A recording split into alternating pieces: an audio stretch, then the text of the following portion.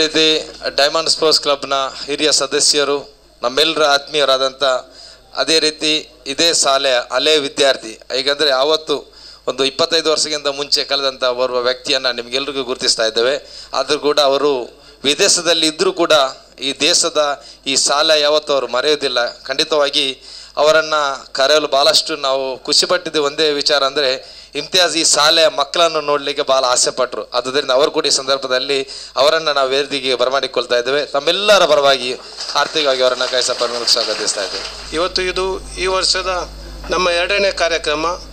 ಇದಕ್ಕೆ ಮೊದಲು ನಾವು ಉಲ್ಲಾಲದ ತಾಜ್ ಮಹಲ್ ಸಭಾಂಗಣದಲ್ಲಿ ಸುಮಾರು 350 ವಿದ್ಯಾರ್ಥಿಗಳಿಗೆ ಪುಸ್ತಕ ನೀಡಿದ್ದೇವೆ. ಈ ಸಲ ಒಂದು ನಾವು ವಿಶೇಷ ಅಂದರೆ ಈ ಒಂದು ಶಾಲೆಯ ಎಲ್ಲ ವಿದ್ಯಾರ್ಥಿಗಳಿಗೆ ಪುಸ್ತಕದ ಹಿಡಿದು ಪೆನ್ನಿನವರೆಗೆ ಎಲ್ಲ ಸಾಮಗ್ರಿಗಳನ್ನು ಇಲ್ಲಿ ವಿತರಿಸುವ ಒಂದು ಕಾರ್ಯಕ್ರಮ ನಾವು ಇಟ್ಕೊಂಡು, ಇಲ್ಲಿ ಯಾರು ಪೇರೆಂಟ್ ಇಲ್ಲ. ನಿಜವಾಗಿಯೂ ನಾವು ಸರ್ಕಾರಿ ಶಾಲೆಯನ್ನು ಕಡೆಗಣಿಸುವುದು. ಏಕೆಂದರೆ ಕೆಲವರು ಎನಿಸುವುದಂತ ಅಂದರೆ ನಾವು ದೊಡ್ಡ ಶಾಲೆ, ದೊಡ್ಡ ಬಿಲ್ಡಿಂಗ್ ಇರುವ ಶಾಲೆ, ದೊಡ್ಡ ಶಾಲೆ, ಶ್ರೀಮಂತರ ಶಾಲೆ ಅಂದರೆ ಅಲ್ಲಿ ಹೆಚ್ಚು ವಿದ್ಯೆ ಸಿಗ್ತದೆ ಅಂತ. ನಿಜವಾಗಿ ಅಲ್ಲಿ ಅಷ್ಟೊಂದು ವಿದ್ಯೆ ಸಿಗುವುದಿಲ್ಲ. ನಮ್ಮ ಶಾಲೆ ನಮ್ಮ ಮಕ್ಕಳಲ್ಲಿ ಅವರ ಮೈಂಡಲ್ಲಿ ಎಷ್ಟು ಶಕ್ತಿ ಉಂಟು ಅಷ್ಟೇ ಅವರ ವಿದ್ಯೆ ಹೋಗುವುದು ಅವರ ತಲೆಗೆ, ಅದಕ್ಕಿಂತ ಜಾಸ್ತಿ ಅವರಿಗೆ ಹೋಗೋದೇ ಇಲ್ಲ. ಮತ್ತೊಂದು ಶಿಕ್ಷಕಿಯರಿಗೆ ನಾನೊಂದು ಈ ಮೂಲಕ ವಿನಂತಿಸುತ್ತೇನೆ ಅಂದರೆ, ಯಾವಾಗಲೂ ಶಾಲೆಗೆ ಬಂದು ಕೂಡ ವಿದ್ಯಾರ್ಥಿಗಳು ಶಿಕ್ಷಣದಿಂದ ವಂಚಿತರಾಗ್ತಾರೆ. ಅದು ಹೇಗೆ ಅಂದರೆ, ನಾವು ಒಂದು ಪಿರಿಯಡಿಗೆ ಒಂದು ಶಿಕ್ಷಕಿಯರು ಬರ್ತಾರೆ, ಅವರು ಬಂದು ಒಂದು ಅರ್ಧ ಗಂಟೆ ಪಾಠ ಮಾಡ್ತಾರೆ. ಆ ಹುಡುಗಿಯರು ಆ ವಿದ್ಯಾರ್ಥಿಗಳು ಎಷ್ಟು ಕಲ್ತಿದ್ದಾರೆ ಅಂತ ನಾವು ಗಮನದಲ್ಲಿ ಇಟ್ಕೊಳ್ಬೇಕು. ಡಲ್ ಇರುವ ವಿದ್ಯಾರ್ಥಿಗಳು ಅತ್ಯಂತ ಡಲ್ ಆಗೋದು, ಅಭಿವೃದ್ಧಿ ಹೊಂದುವ ವಿದ್ಯಾರ್ಥಿಗಳು ಅತ್ಯಂತ ಅಭಿವೃದ್ಧಿ ಹೊಂದುತ್ತಾ ಹೋಗ್ತಾರೆ. ಇದು ಜಾಸ್ತಿ ಶಾಲೆಯಲ್ಲಿ ಇರುವಂಥದ್ದೇ. ಆದ್ದರಿಂದ ಇದನ್ನು ಕೂಡ ಗಮನದಲ್ಲಿ ಇಟ್ಕೊಳ್ಬೇಕು ನಾವು. ಮತ್ತು ನಮ್ಮ ಇಲ್ಲಿ ಮುಖ್ಯ ಶಿಕ್ಷಕಿಯವರು ಒಂದು ವಿಷಯ ಹೇಳಿದರು, ಇಲ್ಲಿ 2, 3, 4, 5 ತರಗತಿವರೆಗೆ ಕಲಿತಾರೆ ಮತ್ತು ಸೀದಾ ಪ್ರೈವೇಟ್ ಶಾಲೆಗೆ ಹೋಗ್ತಾರೆ. ಇಲ್ಲಿ ಅಂದರೆ 135 ವಿದ್ಯಾರ್ಥಿ ಇರೋದು 1ರಿಂದ 8ನೇ ತರಗತಿವರೆಗೆ. ಡಿವೈಡ್ ಮಾಡಿದರೆ 15 ವಿದ್ಯಾರ್ಥಿಗಳು ಕೂಡ ಒಂದೊಂದು ಕೊಠಡಿಯಲ್ಲಿ ಇರಲಿಕ್ಕಿಲ್ಲ ಬಹುಶಃ ಅಷ್ಟು. ಹಾಗಾದರೆ ಅವರು ಟೀಚ್ ಮಾಡುವಾಗ ಇವರಿಗೆ ಒಂದು ಒಳ್ಳೆ ಒಂದು ಅವಕಾಶ ಸಿಗ್ತದೆ ಟೀಚ್ ಮಾಡಲಿಕ್ಕೆ.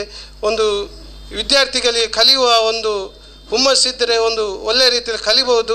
ಆದ್ದರಿಂದ ಅವರಿಗೆ ವಿದ್ಯೆಯು ತಲೆಗೆ ಹತ್ತುವ ಒಂದು ಚಾನ್ಸಸ್ ಜಾಸ್ತಿ ಇರುತ್ತದೆ ಕಡಿಮೆ ವಿದ್ಯಾರ್ಥಿ ಇರುವುದರಿಂದ. ಅದಕ್ಕಾಗಿಯೇ ಅವರ ಪೇರೆಂಟ್ ಏನು ಮಾಡ್ತಾರೆ ಅಂದರೆ, ಒಂದು 4ನೇ ಕ್ಲಾಸ್ವರೆಗೆ ಇಲ್ಲಿ ಇರ್ತಾರೆ ಮತ್ತು ಸೀದಾ ಹೇಗೂ ಮಕ್ಕಳಿಗೆ ಅಕ್ಷರ ಎಲ್ಲ ಗುರ್ತಾಯ್ತಲ್ಲ, ಪರಿಚಯ ಆಯ್ತಲ್ಲ, ಇನ್ನು ನಾವು ಈ ಶಾಲೆಯಲ್ಲಿ ಇರೋದು ಬೇಡ, ನಾವೇನು ಪ್ರೈವೇಟ್ ಶಾಲೆಗೆ ಹೋಗುವ ಅಂತೇಳಿ ಆ ರೀತಿ ಮಾಡ್ತಾರೆ. ಅದು ತಪ್ಪು ನನ್ನ ದೃಷ್ಟಿಯಲ್ಲಿ. ಏನೇ ಆಗಲಿ, ನಮ್ಮ ಇಂದಿನ ಈ ಕಾರ್ಯಕ್ರಮವನ್ನು ಯಶಸ್ವಿ ಮಾಡಿದಂಥ ನಮ್ಮ ಎಲ್ಲ ತಂಡದವರಿಗೆ ನಾನು ಧನ್ಯವಾದ ಹೇಳುತ್ತಾ, ಇವತ್ತು ಈ ಕಾರ್ಯಕ್ರಮ ಮಾಡಲಿಕ್ಕೆ ನಮಗೆ ಸಹಾಯ ಮಾಡಿದಂಥ ಇಲ್ಲಿಯ ಎಲ್ಲ ಸ್ಟಾಫ್ ಶಿಕ್ಷಕರಿಗೆ ನಾನು ಧನ್ಯವಾದ ಹೇಳಿದಂಥ ಅಧ್ಯಕ್ಷರು ಖಲೀಲ್ ಅವರಿಗೆ ಅಭಿನಂದನೆ ಸಲ್ಲಿಸ್ತಾ ಇದ್ದೇವೆ. ಮುಂದೆ ತಮ್ಮನ್ನು ಉದ್ದೇಶಿಸಿ ಒಂದೆರಡು ಮಾತುಗಳನ್ನು ಮೊಹಮ್ಮದ್ ಮುಖಚೇರಿ ಅವರನ್ನು ನಾವು ಬರಮಾಡಿಕೊಳ್ತಾ ಇದ್ದೇನೆ. ಬಹುಶಃ ಮೊಹಮ್ಮದ್ ಮುಖಚೇರಿ ಅವರಿಗೆ ಒಂದು ಕಿವಿಮಾತನ್ನು ಕೂಡ ಕೊಡ್ತಾ ಇದ್ದೇವೆ. ತಾವು ರಾಜಕೀಯದಲ್ಲಿ ಹಲವಾರು ವರ್ಷದಿಂದ ಇದ್ದೀರಾ, ಆದರೆ ಕೂಡ ಇಲ್ಲಿ ನೋಡುವಂಥ ಶಾಲೆ ದಕ್ಷಿಣ ಕನ್ನಡ ಜಿಲ್ಲೆಯಲ್ಲಿ ಇಂಥ ಒಂದು ಶಾಲೆ ಇರೋದು ಅದು ಮುಖಚೇರಿ ಪರಿಸರದಲ್ಲಿ ಅಂತ ಹೇಳಿ ಇಷ್ಟಪಡ್ತಾ ಇದ್ದೇನೆ. ಅದಲ್ಲದೆ ಈ ರಾಜ್ಯ ಸರ್ಕಾರ ನಿಮ್ಮ ಕೈಯಲ್ಲಿ ಇರುವಾಗಲೂ ನಿಮಗೆ ಇಂಥ ಒಂದು ಈ ಶಾಲೆಯನ್ನು ಮೇಲೆ ಕೊಂಡೋಗೋ ಸಾಧ್ಯತೆ ಇತ್ತು, ಈ ನಂತರ ನಿಮಗೆ ಇದೆ. ಆದರೆ ಖಂಡಿತವಾಗಿಯೂ ನಿಮ್ಮಿಂದ ಏನು ಈ ಸರ್ಕಾರದ ವತಿಯಿಂದ ಸಹಕಾರ ಬರ್ತದೆ ಅದನ್ನು ಖಂಡಿತವಾಗಿ ಈ ಶಾಲೆಗೆ ನೀಡಬೇಕಾಗಿ ತನ್ನ ಮೂಲಕ ವಿನಂತಿಯನ್ನು ಮಾಡಿ. ಇವತ್ತು ನಮ್ಮ ಈ ಡೈಮಂಡ್ ಸ್ಪೋರ್ಟ್ಸ್ ಕ್ಲಬ್ನವರು ಬಹಳ ಒಂದು ಅತ್ಯುತ್ತಮವಾಗಿ ಈ ಒಂದು ಪರಿಸರದಲ್ಲಿ ಮೊನ್ನೆ ಕೂಡ ಹಲವಾರು ಮಕ್ಕಳಿಗೆ ಪುಸ್ತಕದಿಂದ ಹಿಡಿದು ರಬ್ಬರ್ನಿಂದ ಹಿಡಿದು ಪೆನ್ಸಿಲ್ನಿಂದ ಹಿಡಿದು ಎಲ್ಲ ಸಾಮಗ್ರಿಗಳನ್ನು ವಿದ್ಯಾರ್ಥಿಗಳಿಗೆ ಅವರು ಒದಗಿಸಿಕೊಡುವಂಥ ಈ ಒಂದು ಸಂದರ್ಭ. ಆದ್ದರಿಂದ ವಿದ್ಯಾದಾನ ಎಂಬುದು ಒಂದು ಅಮೂಲ್ಯವಾದಂತಹ ಒಂದು ಅಂತಹ ಒಂದು ಇದಕ್ಕೆ ಅವರು ಮುಂದೆ ಬಂದಿದ್ದಾರೆ. ಈ ಒಂದು ಕೆಲಸ ಅಂತ ಹೇಳಿದರೆ ಅದು ಅಷ್ಟು ಸುಲಭದ ಕೆಲಸ ಏನೂ ಅಲ್ಲ. ದಯವಿಟ್ಟು ಮಾತಾಡಬೇಡಿ ವಿದ್ಯಾರ್ಥಿಗಳು, 1 ನಿಮಿಷ. ಈ ಒಂದು ಕೆಲಸಕ್ಕೆ ಅವರ ಫ್ರೆಂಡ್ಸ್ನವರು ಹಲವಾರು ತಿಂಗಳಿನಿಂದ ಈ ಒಂದು ಕೆಲಸವನ್ನು ಮಾಡುತ್ತಾ ಇದ್ದಾರೆ. ಅದು ಕೂಡ ಈ ಒಂದು ರಂಜಾನ್ ಸಮಯದಲ್ಲಿ ಅವರು ಮಾಡುವಂಥದ್ದು 1ಕ್ಕೆ 70 ಇರುವಂಥ ಒಂದು ಪುಣ್ಯದಾಯಕವಾದಂಥ ಕೆಲಸ. ಈ ಒಂದು ಕೆಲಸದಲ್ಲಿ ಅವರ ಎಲ್ಲ ಮಿತ್ರರು ಕೈ ಇರುವುದು ಇದು ಸಮಾಜ ಬಾಂಧವನಾಗಿ ಒಂದು ಶ್ಲಾಘನೀಯ, ಅಭಿನಂದನೀಯ, ಸ್ವಾಗತಾರ್ಹ. ಅವರ ಈ ಕೆಲಸವನ್ನು ನಾನು ಹೃತ್ಪೂರ್ವಕವಾಗಿ ಮೆಚ್ಚತಕ್ಕಂಥ ಒಂದು ಸಂಗತಿ ಎಂದು ಈ ಸಂದರ್ಭದಲ್ಲಿ ಹೇಳಲಿಕ್ಕೆ ಇಚ್ಛೆ ಪಡ್ತಾ ಇದ್ದೇನೆ ಬಂಧುಗಳೇ. ಆದ್ದರಿಂದ ನಮ್ಮ ಈ ಸಮಾಜಕ್ಕೆ ಇಂತಹ ಒಂದು ಕೊಡುಗೆ ಅತ್ಯಂತ ಅಮೂಲ್ಯವಾದದ್ದು. ಅದೇ ರೀತಿ ಟುಡೇಸ್ ಚಿಲ್ಡ್ರನ್ಸ್ ಟುಮಾರೋಸ್ ಲೀಡರ್ಸ್ ಅಂತ ಹೇಳಿದಾಗೆ ನಮ್ಮ ಈ ಮಕ್ಕಳು ಮುಂದಿನ ಲೀಡರ್ಸ್ಗಳಾಗಿ ಮುಂದೆ ಬರಬೇಕು. ನಾವು ಮೊನ್ನೆ ತಾನೇ ನಡೆದಂಥ ಒಂದು ನೆರೆಯಲ್ಲಿ ನಾವು ಒಂದು ವಿದ್ಯಾರ್ಥಿನಿಯನ್ನು ನಾವು ಕಳೆದುಕೊಂಡು ಹೋಗಿದ್ದೇವೆ. ಅದು ನಾವು ಪತ್ರಿಕೆಯಲ್ಲಿ ಎಲ್ಲ ನೋಡುವಾಗ ನಮಗೆ ಬಹಳ ದುಃಖ ಆಗ್ತಾ ಇದೆ. ಈ ಒಂದು ಶಾಲೆಗೆ ಬರತಕ್ಕಂಥ ಒಬ್ಬ ವಿದ್ಯಾರ್ಥಿನಿ ಮೊನ್ನೆ ಇದು ನೆರೆಯಲ್ಲಿ ಕೊಚ್ಚಿಕೊಂಡು ಹೋದಂಥ ಒಂದು ನಿಧಿ ಎಂಬ ಒಂದು ವಿದ್ಯಾರ್ಥಿನಿ ಕೊಚ್ಚಿಕೊಂಡು ಹೋದಂಥ ಒಂದು ದೃಶ್ಯ ನಮಗೆಲ್ಲರಿಗೂ ಒಂದು ಹೃದಯ ಮಿಡಿಯುವಂಥ ಒಂದು ದೃಶ್ಯ. ಯಾಕಂತ ಹೇಳಿದ್ರೆ 29ನೇ ತಾರೀಕಿಗೆ ಶಾಲೆಯಲ್ಲಿ ಚಿಣ್ಣರು ಎಲ್ಲ ಶಾಲೆಗೆ ನೀವು ರಜೆಯಲ್ಲಿ ಅಜ್ಜಿ ಮನೆಗೆ ಹೋಗಿರಬಹುದು, ಬೇರೆ ಬೇರೆ ಶಿಬಿರಗಳಿಗೆ ಹೋಗಿರಬಹುದು, ಮುಂಜಿ ಮದುವೆಗಳಿಗೆ ಹೋಗಿರಬಹುದು, ತಂದೆ ತಾಯಿಯವರೊಟ್ಟಿಗೆ ಪ್ರವಾಸಕ್ಕೆ ಹೋಗಿರಬಹುದು.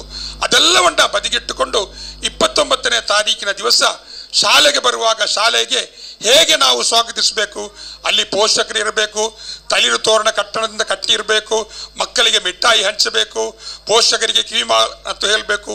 ಇವತ್ತು ಏನಾಗಿದೆ ಅಂತ ಹೇಳಿದ್ರೆ ಸರ್ಕಾರ ಕೂಡ 5 ವರ್ಷ 5 ತಿಂಗಳಾಗುವಾಗ ಅವರ ಡೇಟ್ ಆಫ್ ಬರ್ತ್ ಅನ್ನ ಕಡಿಮೆ ಮಾಡಿ 5 ವರ್ಷದಿಂದ 10 ತಿಂಗಳಿಂದ ಅನ್ನು ಕಡಿಮೆ ಮಾಡಿ 5 ವರ್ಷ 5 ತಿಂಗಳಿಗೆ ಅವರ ಆ ಒಂದು ಪ್ರಾಯದ ಡೇಟನ್ನು ಇಳಿಸಿ ಸರ್ಕಾರಿ ಈ ಶಾಲೆಗೆ ಮಕ್ಕಳು ಕಮ್ಮಿಯಾಗದ ರೀತಿಯಲ್ಲಿ ಹೆಚ್ಚು ಮಕ್ಕಳು ಸೇರಬೇಕು ಅಂತ ಹೇಳಿ ಸರ್ಕಾರ ಕೂಡ ಮುಂದುವರಿಸ್ತಾ ಉಂಟು. ಅದೇ ರೀತಿ ಮತ್ತೊಂದು ಕಡೆಯಲ್ಲಿ ಕ್ಷೀರಭಾಗ್ಯ, ಶೂಭಾಗ್ಯ, ಹಾಲಿನ ಭಾಗ್ಯ, ಅದರೊಟ್ಟಿಗೆ ಈ ಸಂಘ ಸಂಸ್ಥೆಗಳು ಈ ಕೊಡುವಂಥ ಈ ಒಂದು ಭಾಗ್ಯಗಳು ಸೇರಿ ಸಮಾಜ ಒಂದು ಪ್ರಬುದ್ಧ ನೆಲೆಯಲ್ಲಿ ಇರಲಿ ಅಂತ ಹೇಳಿ. ಮತ್ತೊಂದು ಸರ್ಕಾರಿ ಶಾಲೆಗಳು ಯಾಕೆ ಹಿಂದೆ ಅಂತ ಹೇಳಿದರೆ, ಈಗ ಒಂದನೇದಾಗಿ ನಾನು ಕಂಡುಕೊಂಡ ಹಾಗೆ ಬೇರೆ ಶಾಲೆಗಳಲ್ಲಿ ಇಂಗ್ಲಿಷ್ ಮೀಡಿಯಂ ಬಹಳ ಫಾಸ್ಟ್ ಆಗಿ ಬೆಳೆಯುತ್ತಾ ಉಂಟು. ಬೇರೆ ಶಾಲೆಗಳಲ್ಲಿ ಬೆಳಿಗ್ಗೆ ಎದ್ದ ಕೂಡಲೇ ನಮ್ಮ ರಸ್ತೆಯಲ್ಲಿ ನೀವು ನೋಡಬಹುದು ಎಷ್ಟು ಬಸ್ಸುಗಳುಂಟು, ಎಷ್ಟು ವ್ಯಾನ್ಗಳುಂಟು. ಎಲ್ಲ ಪ್ರೈವೇಟ್ ಶಾಲೆಯಲ್ಲಿ ಈ ಒಂದು ಅವಕಾಶ. ಮತ್ತೊಂದು ಅಂತ ಹೇಳಿದರೆ ಇವತ್ತಿನ ತಾಯಿ ತಂದೆಯವರಿಗೆ ಅಂಕಲ್, ಡ್ಯಾಡಿ, ಮಮ್ಮಿ ಈ ಸಂಸ್ಕೃತಿ ಇವತ್ತು ತುಂಬಿ. ಹಿಂದೆ ಸರ್ಕಾರಿ ಕಾಲೇಜ್ ಶಾಲೆಗಳಲ್ಲಿ ಕಲಿತಂಥ ಮಕ್ಕಳು ಅವರು ಬಹಳ ಮೇಧಾವಿಗಳಾಗಿದ್ದಾರೆ. ಶ್ರೀಯುತ BM ಇದ್ದಿರಪ್ಪನವರು ಕವಿಗಳಾಗಿದ್ದವರು. ಅವರು ಕೂಡ ಸರ್ಕಾರಿ ಶಾಲೆಯಲ್ಲಿ ಕಲಿತು ಇಲ್ಲಿ ಅನೇಕ ಸಲ MLA ಎಲ್ಲ ಆಗಿದ್ದಾರೆ. ಅನೇಕ ವಿಜ್ಞಾನಿಗಳು, ಅನೇಕ ಕೃತಿಗಳು ಕೂಡ ಸರ್ಕಾರಿ ಶಾಲೆಯಲ್ಲಿ ಕಲಿತವರು ಮತ್ತು ಬಡತನದಿಂದ ಮೇಲೆ ಬಂದವರು. ಅಬ್ದುಲ್ ಕಲಾಂ ಎಂಬ ರಾಷ್ಟ್ರಪತಿ ನೀವು ಕೇಳಿರಬಹುದು. ಅವರು ಮೆಡ್ರಾಸಿನ ಚೆನ್ನೈಯಲ್ಲಿ ಪೇಪರ್ ಮಾರಿ ಮೇಲೆ ಬಂದವರು, ಈ ರಾಷ್ಟ್ರಪತಿ ಆದವರು. ಡಾಕ್ಟರ್ ಮನಮೋಹನ್ ಸಿಂಗ್ ಈ ಹಿಂದಿನ ಪ್ರಧಾನಮಂತ್ರಿಯವರು ಚಿಮಣಿ ಎಣ್ಣೆಯ ದೀಪದ ಅಡಿಯಲ್ಲಿ ಇಟ್ಟು ಓದಿದವರು. ಅದೇ ರೀತಿ ನೀವು ಹೇಳಿರ್ಬೋದು ಧೋನಿ ಅಂತ ಹೇಳಿ ಕ್ರಿಕೆಟ್ನಲ್ಲಿ, ಇವನು ಕೂಡ ಬಡತನದಿಂದ ಮೇಲೆ ಬಂದು ಕ್ರಿಕೆಟ್ನವರಾಗಿದ್ದಾನೆ. ಆದ್ದರಿಂದ ಬಡವರ ಮಕ್ಕಳು ಇವತ್ತು ನಾವು ಪತ್ರಿಕೆಯಲ್ಲೆಲ್ಲ ನೋಡ್ತಾ ಇದ್ದೇವೆ. ಕೂಲಿಗಳ ಮಕ್ಕಳು, ಕೃಷಿಗಳ ಮಕ್ಕಳು, ಹೋಟೆಲ್ ಕೆಲಸದ ಮಕ್ಕಳು ಒಳ್ಳೊಳ್ಳೆ ರ್ಯಾಂಕ್ ತೆಗೆಯುವಂಥ ಒಂದು ಸಂದರ್ಭ. ಇದು ಸಮಾಜಕ್ಕೆ ಅನುಕೂಲ ಆಗಲಿ ಅಂತ ಹೇಳಿಕೊಂಡು ಅದೇ ರೀತಿಯಲ್ಲಿ ಧರ್ಮಿಣಿ ಎಂಬವರಿಗೆ ಒಂದು ಸನ್ಮಾನ ಕೂಡ ಉಂಟು ಅಂತೇಳಿ ಹೇಳಿದ್ದಾರೆ. ಶ್ರೀಮತಿ ಧರ್ಮಿಣಿಯವರು ಇಲ್ಲಿ ಮತದಾರರ ಪಟ್ಟಿಯಲ್ಲಿ ಅಂಗನವಾಡಿ ಮಕ್ಕಳನ್ನು ಪೋಷಣೆ ಮಾಡುವುದರಲ್ಲಿ ಹಲವಾರು ವರ್ಷಗಳಿಂದ ಇಲ್ಲಿ ಅಂಗನವಾಡಿಗೆ ಒಂದು ಕಟ್ಟಡ ಇಲ್ಲದಿದ್ದಾಗ ಶಾಲೆಯ ಮೂಲೆಯಲ್ಲಿ ಅವರು ಈ ಮಕ್ಕಳನ್ನು ಸೇರಿಸಿ ಒಂದು ಪಾಠ ಮಾಡುವುದನ್ನು ಕೂಡ ನಾನು ನೋಡಿದ್ದೇನೆ. ಅದು ನನ್ನ ಕಣ್ಣಲ್ಲಿ ಉಂಟು. ಆದ್ದರಿಂದ ಅದೇ ರೀತಿ ನಮ್ಮ ಇಲ್ಲಿ ಅಂತ ಸರ್ಕಾರಿ ಶಾಲೆ ಟೀಚರ್ಗಳು ಕೂಡ ನಿಮಗೆ ಕೂಡ ಅಭಿನಂದನೆಗಳು. ಯಾಕಂತ ಹೇಳಿದ್ರೆ ನೀವು ಕೂಡ ನಮ್ಮ ಈ ಸಮಾಜದ ಮಕ್ಕಳು ಬೆಳೆಯಲಿಕ್ಕೆ ನಮ್ಮ ಹೆಡ್ ಟೀಚರ್ ಸಮ್ಮುಖದಲ್ಲಿ ಒಳ್ಳೆ ಸಪೋರ್ಟ್ ಮಾಡ್ತೀರಿ. ನಿಮಗೆ ಕೂಡ ಅಭಿನಂದನೆಗಳು ಅಂತ ಹೇಳಿ ನನಗೆ ಈ ಮಾತನ್ನು ಅವಕಾಶ ಮಾಡಿಕೊಟ್ಟಂಥ ಡೈಮಂಡ್ ಎಲ್ಲ ಸಹೋದರರಿಗೂ ನಾನು ವಂದನೆಗಳನ್ನು ಹೇಳಿ, ನಾವು ಗೆಳೆಯರು ಹೃದಯ ಗೂಡಿನ ಹಂದರ, ನಾಳೆ ನಾವೇ ನಾಡ ಹಿರಿಯರು, ನಮ್ಮ ಕನಸದು ಸುಂದರ, ಹಿಂದೂ ಮುಸ್ಲಿಂ ಕ್ರಿಶ್ಚಿಯರೆಲ್ಲರಿ ಒಂದೇ ಭಾರತ ಮಂದಿರ, ಶಾಂತಿ ದಾತನೆ ಗಾಂಧಿ ದಾತನೆ, ಹೃದಯ ಬಾಣಿನ ಚಂದಿರ ಅಂತೇಳಿ ನನ್ನೆರಡು ಮಾತನ್ನ ಮುಕ್ತಾಯಗೊಳಿಸ್ತೇನೆ. ಅಂದ್ರೆ ಮನೆಯಲ್ಲಿ ಕೆಲವರ ಮನೆಯಲ್ಲಿ ತುಂಬಾ ಅನ್ಎಜುಕೇಟೆಡ್ ತಾಯಂದಿರು ಇರುವ ಕಾರಣ ನಮ್ಮ ಶಿಕ್ಷಕರು ಅದಕ್ಕೆ ತುಂಬ ಪ್ರಯತ್ನ ಪಡ್ತಾ ಇದ್ದಾರೆ. ಕೆಲವು ಬೇರೆ ಶಾಲೆಯಿಂದ ಬಂದ ಮಕ್ಕಳು, ಅದು ಉದಾಹರಣೆಗೆ ಇಂಗ್ಲೀಷ್ ಮೀಡಿಯಮಿಂದ ಬಂದ ಮಕ್ಕಳು ಸಹ ಆಗಿರ್ಬೋದು, ಇಲ್ಲಿ ಬರುವಾಗ ಏನು ಗೊತ್ತಿರುವುದಿಲ್ಲ, ಒಂದು A-B ಬಿಟ್ಟರೆ ಬೇರೆ ಏನು ಗೊತ್ತಿಲ್ಲ.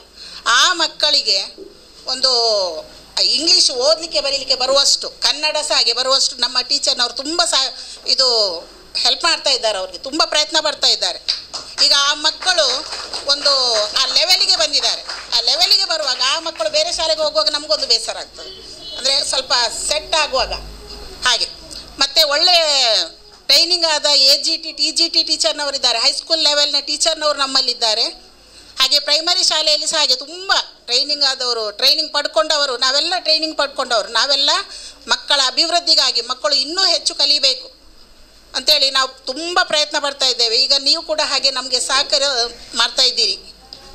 ಇನ್ನೂ ನಿಮ್ಮ ಸಹಕಾರ ಸಿಗಲಿ ನಮಗೆ ಅಂತೇಳಿ ನಾವು ಎಲ್ಲರ ಪರವಾಗಿ, ಸಹೋದ್ಯೋಗಿ ಶಿಕ್ಷಕರ ಪರವಾಗಿ, ಎಲ್ಲರ ಪರವಾಗಿ ನಾವು ಕೇಳಿಕೊಳ್ತಾ ಇದ್ದೇವೆ. ಹಾಗೂ ನಿಮಗೆ ಒಳ್ಳೆಯದಾಗಲಿ, ಇನ್ನೂ ದೇವರು ಇನ್ನೂ ಹೆಚ್ಚು ಕೊಡುವ ಅವಕಾಶ ಕೊಡಲಿ ದೇವರು ಅಂತೇಳಿ ಹೇಳಿಕೊಂಡು ನಾನು ಮಾತಾಡ್ತೀನಿ. ಡೈಮಂಡ್ ಸ್ಪೋರ್ಟ್ಸ್ ಕ್ಲಬ್ಬಿನ 17ನೇ ಈ ಪುಸ್ತಕ, ಬಡ ಮಕ್ಕಳ ಒಂದು ಪುಸ್ತಕ ಕೊಡುವುದಂತ ಹೇಳಿದರೆ ದಾನಿಗಳ ಮುಖಾಂತರ, ನಮ್ಮ ಪದಾಧಿಕಾರಿಗಳ ಸಹಾಯದಿಂದ, ಅದಕ್ಕೆ ಶ್ರಮ ಪಟ್ಟು ಬೇಕಾದ ಒಂದು ಕಷ್ಟ ಪಟ್ಟು ಕೊಡುವಂಥ ಈ ಪುಸ್ತಕ ಇದೊಂದು ಅದೇ ಹೊತ್ತಿನಲ್ಲಿ ಈಗ ರಂಜಾನ್ ತಿಂಗಳು, ಉಪವಾಸದ ತಿಂಗಳು ನೋಡಿ. ಈ ತಿಂಗಳ ಒಂದು ಪುಸ್ತಕಕ್ಕೆ, ದಾನಿಗಳ ಒಂದು ದಾನಕ್ಕೆ ಬಹಳ ಮಾತು ಉಂಟಂತ ಅದು ಹೇಳಲಿಕ್ಕೆ ಸಂತೋಷ ಆಗುತ್ತೆ. ಅದು ಏನು ಗೊತ್ತಾ, ಈಗ ಈ ಸಮಾರಂಭದಲ್ಲಿ ಉಪವಾಸವನ್ನು ಹಿಡಿದು ಈ ಒಂದು ದಾನದ ಮುಖಾಂತರ ಒಂದು ಕೊಡುವ, ಬಡ ಮಕ್ಕಳಿಗೆ ಕೊಡುವಂತ ಒಂದು ಪುಸ್ತಕ, ಅದರ ಒಂದು ದಾನದ ಮುಖಾಂತರ ಪುಣ್ಯದ ಕಾರ್ಯ ಅಂತ ಹೇಳಲಿಕ್ಕೆ ಸಂತೋಷ ಆಗುತ್ತೆ. ಅದೇ ಹೊತ್ತಿನಲ್ಲಿ ಈ ಶಾಲೆಯ ಮಕ್ಕಳ ಪೋಷಕರು, ವಿದ್ಯಾರ್ಥಿಗಳು, ನಮ್ಮ ಎಲ್ಲ ಜನತೆಯವರು ಈ ಬಡ ಮಕ್ಕಳಿಗೆ ಕೊಡುವ ಪುಸ್ತಕದ ಆ ಮಹತ್ವವನ್ನು ತಿಳಿದು ವಿದ್ಯಾಭ್ಯಾಸವನ್ನು ಮೇಲಕ್ಕೆ ಬರಬೇಕು, ಉತ್ತಮ ರೀತಿಯ ಒಂದು ಜೀವನ ಬರಬೇಕು. ನೀವು ಯುವಕರಾಗಿ ಉತ್ತಮ ಪ್ರಜೆಯಾಗಿ ಒಳ್ಳೆಯ ರೀತಿಯ ಒಂದು ಕಾರ್ಯಕ್ರಮ ನೀವು ಬರಬೇಕಂತ ಮಹಾ ಉದ್ದೇಶದಲ್ಲಿ ಈ ಕೊಡುವ ಪುಸ್ತಕವನ್ನು ದುರುಪಯೋಗ ಆಗದೆ ಸದುಪಯೋಗ ಮಾಡಿ ಇದರ ಒಂದು ಉತ್ತಮ ರೀತಿಯ ಒಂದು ಕಾರ್ಯಕ್ರಮಕ್ಕೆ ಶುಭವಾಗಲಿ ಅಂತ ಹೇಳಿ ಮಾತಾಡಲಿಕ್ಕೆ ಅವಕಾಶವನ್ನು ಕೊಟ್ಟ ಡೈಮಂಡ್ ಸ್ಪೋರ್ಟ್ಸ್ ಕ್ಲಬ್ಬಿನ ಅಧಿಕಾರಿಗಳೇ, ಅಧ್ಯಕ್ಷರೇ, ಪದಾಧಿಕಾರಿಗಳೇ, ಅದರ ಎಲ್ಲ ಸದಸ್ಯರೇ, ಅವರಿಗೆ ವಂದಿಸಿ ನನ್ನ ಕಾರ್ಯಕ್ರಮವನ್ನು ನಿಲ್ಲಿಸ್ತೇನೆ. ಜೈ ಹಿಂದ್, ಜೈ ಕರ್ನಾಟಕ. ವೇದಿಕೆಯಲ್ಲಿ ಇನ್ನೂ ಮಾತನಾಡಲಿಕ್ಕೆ ಇದ್ದಾರೆ, ನಮ್ಮ ರಶೀದ್ ಭಾಯ್ ಅವರಿದ್ದಾರೆ. ತುಂಬ ಖುಷಿ ಆಗ್ತದೆ ನಿಮ್ಮೆಲ್ಲರೊಟ್ಟಿಗೆ ನಾನು ಈ ದಿನ ಪುಸ್ತಕ ವಿತರಣೆ ಕಾರ್ಯಕ್ರಮದಲ್ಲಿ ಇದ್ದೇನೆಂದು. ಅಷ್ಟೇ ಒಂದು ಮಾತನಾಡಿ ನನ್ನ ಮಾತನ್ನು ಮುಗಿಸಿ. ದೊಡ್ಡವರಿಗಿಂತಲೂ ಚಿಕ್ಕ ಮಕ್ಕಳು ಇವತ್ತು ಬಹಳ ಒಂದು ಉತ್ತಮವಾದ ವಾತಾವರಣದಲ್ಲಿ ಬೆಳೆಯುವುದರಿಂದ ಇವತ್ತಿನ ಮಾಧ್ಯಮಗಳ ಮೂಲಕ ಮಕ್ಕಳೆಲ್ಲರೂ ಇವತ್ತು ನಮಗಿಂತ ಜಾಸ್ತಿ ಹೆಚ್ಚು ತಿಳಿದವರಾಗಿದ್ದಾರೆ ಅಂತ ಹೇಳಲಿಕ್ಕೆ ನಾನು ಬಯಸ್ತೇನೆ. ಆದರೂ ಕೂಡ ಶಾಲೆ ಅಂದಮೇಲೆ, ಅದರಲ್ಲೂ ಕನ್ನಡ ಶಾಲೆ ಅಂತ ಹೇಳಿದ ಮೇಲೆ ಈಗ ಒಂದು ಬಹಳ ಓರೆಗಣ್ಣಿನಲ್ಲಿ ನೋಡುವಂಥ ವ್ಯವಸ್ಥೆ ಸಮಾಜದ ಮುಂದೆ ಬಂದು ನಿಂತಿದೆ. ಈ ಹಿಂದೆ ನಾವೆಲ್ಲ ಚಿಕ್ಕದಿರುವಾಗ ಅಥವಾ ನಮ್ಮ ಹಿರಿಯರು ಚಿಕ್ಕವರಿಂದಾಗ ಎಲ್ಲರೂ ಈ ಭಾಗದಲ್ಲಿ ಕಲಿತದ್ದು ಕನ್ನಡ ಶಾಲೆಯಲ್ಲಿಯೇ. ಕರ್ನಾಟಕದಲ್ಲಿ ಆಗಲಿ, ಕೇರಳದಲ್ಲಿ ಆಗಲಿ, ತಮಿಳುನಾಡಲ್ಲಿ ಆಗಲಿ ಅಥವಾ ಇತರ ರಾಜ್ಯಗಳಲ್ಲಿ ಆಗಲಿ, ಆಯಾ ರಾಜ್ಯಕ್ಕೆ ಸಂಬಂಧಪಟ್ಟಂಥ ಭಾಷೆಗಳಲ್ಲಿ ಅಲ್ಲಿ ಕಲಿತಂಥ ಮಕ್ಕಳು ಇವತ್ತು ಮುಕ್ಕಚ್ಚೇರಿಯವರು ಹೇಳಿದ ಹಾಗೆ ಈ ದೇಶದ 1ನೇ ಸ್ಥಾನದಲ್ಲಿ ಕೂತ್ಕೊಳ್ಳುವಂಥ ಆ ಸ್ಥಾನದ ಮಟ್ಟಕ್ಕೆ ಕೂಡ ಹೋದವರು ಆಯಾಯ ಪ್ರಾಂತ್ಯದ ಭಾಷೆಗಳಲ್ಲಿ ಕಲಿತಂಥ ಮಕ್ಕಳಾಗಿದ್ದಾರೆ. ಆದರೆ ಇದೀಗ ಏನಾಗಿದೆ ಅಂತ ಹೇಳಿದರೆ, ಈ ಇಂಗ್ಲೀಷ್ ಮೀಡಿಯಂನ ಮೋಹಕ್ಕೆ ಬಲಿಬಿದ್ದು ಸರ್ವ ಜನರು ಕೂಡ ತನ್ನ ಅನುಕೂಲಕ್ಕಿಂತಲೂ ಮಿಗಿಲಾಗಿ ತನ್ನ ಕಾಷ್ಟ ಕಾರ್ಪಣ್ಯಗಳನ್ನು ಕೂಡ ಬದಿಗೊತ್ತಿಕೊಂಡು ಇನ್ನೊಬ್ಬರ ಸಹಾಯದ ಹಸ್ತವನ್ನು ಬೇಡಿಕೊಂಡಾದರೂ ನನ್ನ ಮಗು ಇಂಗ್ಲೀಷ್ ಕಲಿಯಬೇಕು ಅಂತ ಹೇಳುವಂಥ ಆಂಗ್ಲ ಮಾಧ್ಯಮದ ಮೋಹ ಇವತ್ತು ಕರ್ನಾಟಕ ರಾಜ್ಯದ ಪ್ರತಿ ಜಿಲ್ಲೆಯಲ್ಲಿರುವ, ಗ್ರಾಮದಲ್ಲಿರುವ ಆಯಾಯ ಹೋಬಳಿಯಿರುವಂಥ ಶಾಲೆಗಳು ಇವತ್ತು ಮುಚ್ಚುವಂಥ ಪರಿಸ್ಥಿತಿಗೆ ಕಾರಣ ಆಗಿದೆ. ಈ ರೀತಿ ಮುಂದುವರೆದರೆ ಇನ್ನೊಂದು ದಿನ ಕರ್ನಾಟಕದಲ್ಲಿ ಕನ್ನಡಕ್ಕೆ ಕೊರತೆ ಆಗುವಂಥ ಸಂಭವ ಖಂಡಿತವಾಗಿಯೂ ನಾವು ನಮ್ಮ ಕಣ್ಣೆದುರು ಕಾಣಬೇಕಾಗಿದೆ. ಅದಕ್ಕಾಗಿ ನಾನು ಇವತ್ತು ಈ ಶಾಲೆಗೆ ಕಳಿಸಿಕೊಟ್ಟಂಥ ಕನ್ನಡದ ಪ್ರೇಮದ ಏನು ಮಕ್ಕಳ ಹೆತ್ತವರಿದ್ದೀರಿ, ನೀವು ಕರ್ನಾಟಕಕ್ಕೆ, ಕರ್ನಾಟಕದ ಕನ್ನಡ ಭಾಷೆಗೆ ಕೊಟ್ಟಂಥ ಒಂದು ಪ್ರೀತಿಯ ಗೌರವ ಅಂತ ಹೇಳಿ ನಾನು ನಿಮಗೆ ಹೇಳಲಿಕ್ಕೆ ಇಚ್ಛೆ ಪಡ್ತಾ ಇದ್ದೇನೆ.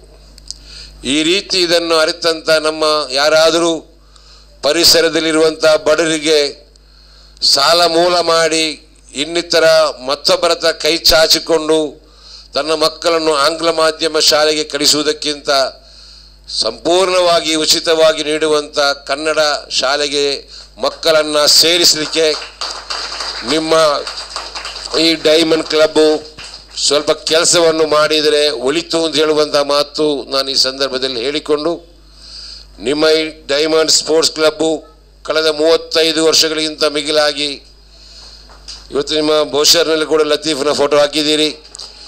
ಲತೀಫ್ ಅವರು ಮುಂದೆ ನಿಂತುಕೊಂಡು ಆ ಒಂದು ಹೋರಾಟದ ಪರಿಸ್ಥಿತಿಯ ಸ್ಟೈಪಲ್ಲಿ ಅದು ಅಲ್ವಾ, ಆ ಸ್ಥಿತಿ ಒಂದು ಸ್ಟೈಪಲ್ಲಿ ಅದನ್ನು ಮಾಡಿಕೊಂಡು ಮುನ್ನುಗ್ಗಿದ ಒಂದು ರೀತಿ ನೋಡಿದರೆ ಖಂಡಿತವಾಗಿಯೂ ಆ ಒಂದು 35 ವರ್ಷಗಳ ಹಿಂದಿನ ಒಂದು ವಿಚಾರ ಕೆಲವರಿಗೆ ಗೊತ್ತಿರ್ಬೋದು, ಕೆಲವರಿಗೆ ನಾವು ಕಣ್ಣಾರೆ ಕಂಡಿದ್ದೇವೆ ಆ ಒಂದು ಹುರುಪು. ಆದರೂ ಲತೀಫ್ ಅವರ ಗೈರು ಹಾಜರಿಯಲ್ಲಿ ಅವರ ಉದ್ಯಮದಲ್ಲಿ ಗಲ್ಫಲ್ಲಿದ್ದಾರೆ ಕನ್ನಡ. ಆದ್ದರಿಂದ ನೀವು ಅದನ್ನು ಎತ್ತಿ ಹಿಡ್ಕೊಂಡು ಈಗ ಅದನ್ನು ಮುಂದುವರಿಸ್ಕೊಂಡು ಹೋಗುವಂಥದ್ದು ನೀವು ಶ್ಲಾಘನೀಯ. ಅದರ ಜೊತೆಗೆ ನಿಮ್ಮ ಕಾರ್ಯಕಲಾಪಗಳು ಕೂಡ ವಿದ್ಯೆಗೆ ಒತ್ತು ಕೊಡುವಂಥದ್ದು, ಬಡ ಜನರಿಗೆ ನೆರವಿನ ಹಸ್ತವನ್ನು ನೀಡುವಂಥ ಕೆಲಸವನ್ನು ನೀವು ಮಾಡುವಂಥದ್ದು ಖಂಡಿತವಾಗಿಯೂ ಅಲ್ಲಾಹನು ಮೆಚ್ಚುವಂಥ ಕೆಲಸ.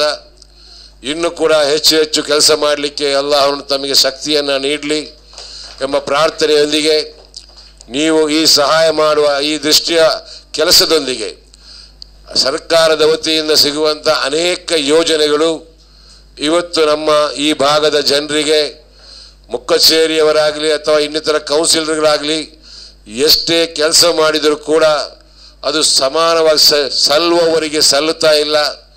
ಯಾರಿಗೆ ಸ್ಕಾಲರ್ಶಿಪ್ ಬೇಕಾ ಅವರಿಗೆ ಸಿಗ್ತಾ ಇಲ್ಲ. ಯಾರಿಗೆ ಅದರ ಮಟ್ಟಿಗೆ ತಿಳುವಳಿಕೆ ಜಾಸ್ತಿ ಗೊತ್ತಿದೆಯಾ ಅವರು 3 ಕಡೆಯಿಂದ ಸ್ಕಾಲರ್ಶಿಪ್ಪನ್ನು ಪಡೀತಾರೆ. ಕೆಲವರು ಅರ್ಜಿ ಹಾಕಿದರೆ ಅವರ ಸ್ಕಾಲರ್ಶಿಪ್ ಬರ್ತಾ ಇಲ್ಲ. ಅಂಥವರನ್ನು ಗುರುತಿಸಿಕೊಂಡು ಆ ವಿದ್ಯಾರ್ಥಿ ವೇತನ ಬರಲಿಕ್ಕೆ ಬೇಕಾಗಿರುವಂಥ ಕೆಲಸವನ್ನು ತಮ್ಮ ಸಂಸ್ಥೆಯ ವತಿಯಿಂದ ಮಾಡಿಕೊಂಡು ಹೋಗಬೇಕು ಎಂಬ ಒಂದು ತಮ್ಮಲ್ಲಿ ಮನವಿಯನ್ನು ಮಾಡಿಕೊಂಡು, ಈ ಶಾಲೆಯಲ್ಲಿ ಶಿಕ್ಷಕರಾಗಿ ದುಡಿಯುವಂಥ ಶಿಕ್ಷಕಿಯರು ಖಂಡಿತವಾಗಿಯೂ ನಮಗೆ ಗೊತ್ತಿದೆ, ಮೊದಲೆಲ್ಲ ಸರ್ಕಾರಿ ಶಾಲೆ ಅಂತ ಹೇಳಿದರೆ ಬೆಳಿಗ್ಗೆ 10 ಗಂಟೆಗೆ ಆದರೆ ಸಾಕು ಒಳಗೆ ಬರಲಿಕ್ಕೆ, ಸಂಜೆ 5 ಗಂಟೆ ಬೆಲ್ಲಾಗುವ ಮೊದಲೇ ಹೋಗಿ ಆಗ್ತದೆ. ಆದರೆ ಈಗಿನ ಪರಿಸ್ಥಿತಿ ಹಾಗೆಲ್ಲ. ಈಗಿನ ಶಿಕ್ಷಕರೆಲ್ಲರೂ ಅವರ ಸಮಯ ನೋಡ್ತಾ ಇಲ್ಲ. ಮಕ್ಕಳಿಗೆ ಯಾವ ರೀತಿ ನಾವು ಬೋಧನೆ ಮಾಡಬೇಕು ಅದಕ್ಕಾಗಿ ಎಲ್ಲ ಸಮಯವನ್ನು ಮೀಸಲಿಟ್ಟುಕೊಂಡು ರಜಾ ಕಾಲದಲ್ಲಿ ಕೂಡ ಪಾಠ ಮಾಡುವ ವ್ಯವಸ್ಥೆ ನಾವು ಇವತ್ತು ಕಾಣ್ತಾ ಇದ್ದೇವೆ. ಇದರೆಲ್ಲ ಉದ್ದೇಶ ಈ ಭಾಗದ ಮಕ್ಕಳು ಉತ್ತಮವಾದಂಥ ಪ್ರಜೆಗಳಾಗಬೇಕು. ಆ ಪ್ರಜೆಗಳಾಗಬೇಕಾದರೆ ಉತ್ತಮವಾದ ಶಿಕ್ಷಣ ಪಡೆಯಬೇಕು ಎಂಬ ಉದ್ದೇಶದಿಂದ ಇಲ್ಲಿಯ ಶಿಕ್ಷಕರು ಕೂಡ ಕೆಲಸ ಮಾಡ್ತಾರೆ. ಅದಕ್ಕಾಗಿ ನಾನು ಅವರನ್ನು ಅಭಿನಯಿಸ್ತಾ ಇನ್ನು ಮುಂದೆ ಕೂಡ ಡೈಮಂಡ್ ಸ್ಪೋರ್ಟ್ಸ್ ಕ್ಲಬ್ ಹೆಚ್ಚಿನ ಸಹಾಯಹಸ್ತ ನೀಡುವಂಥ ಉತ್ತಮವಾದ ಸಂಸ್ಥೆಯಾಗಿ ಬೆಳಗಲಿ ಅಂತೇಳಿ ಹಾರೈಸಿ ನನ್ನ ಮಾತನ್ನು ಮುಗಿಸ್ತೇನೆ. ಜೈ ಹಿಂದ್, ಜೈ ಕರ್ನಾಟಕ. ಮೇಡಮ್ ಆಗಿರ್ತಾರೆ ಶ್ರೀಮತಿ ಧಾರ್ಮಿನಿ ಮೇಡಮ್. ಅದಲ್ಲದೆ ಮಕ್ಕಳ ಪೋಲಿಯೋ ಲಸಿಕೆ, ಎಲೆಕ್ಷನ್ ಡ್ಯೂಟಿ, ಜನಗಣತಿ ಸರ್ವೆ, ಆಧಾರ್ ಕಾರ್ಡ್ನ ಎಲ್ಲ ಬಗೆಯನ್ನು ಇವರು ವಿವರಿಸಿಕೊಂಡು ಇಂದು ಈ ಮಟ್ಟಿಗೆ ಬೆಳೆದಿದ್ದಾರೆ. ಆದರೂ ಕೂಡ ಮುಂದೆ ಕೂಡ ಇವರ ಸೋಷಿಯಲ್ ವರ್ಕ್ ಎನ್ನುವುದು ಮುಂದೆ ಯಶಸ್ವಿಯಾಗಲಿ. ಇವರಿಗೆ diamond sports and cultural association ವತಿಯಿಂದ ಸನ್ಮಾನವನ್ನು ನಾವು ಮಾಡ್ತಾ ಇದ್ದೇವೆ. ಇವರಿಗೆ ತಮ್ಮೆಲ್ಲರ ಪರವಾಗಿಯೂ ಜೋರಾದ ಕೈಚಾಪಾಲ ಮೂಲಕ ಮಾನ್ಯ ಅಧ್ಯಕ್ಷರಾದಂಥ ಸೈಯದ್ ಮದೀನಾ ದರ್ಗಾದ ಅಧ್ಯಕ್ಷರಾದಂಥ ರಶೀದ್ ಭಾಯ್ ಅವರು, ಅದೇ ರೀತಿ ಡೈಮಂಡ್ ಸ್ಪೋರ್ಟ್ಸ್ ಕ್ಲಬ್ನ ಅಧ್ಯಕ್ಷರಾದಂಥ ಖಲೀಲ್ ಸರ್, ಅದೇ ರೀತಿ ಮಾನ್ಯ ಮೊಹಮ್ಮದ್ ಮುಕ್ಕಚೇರಿ ಸದಸ್ಯರು, ಉಲ್ಲಾಲ ನಗರಸಭೆ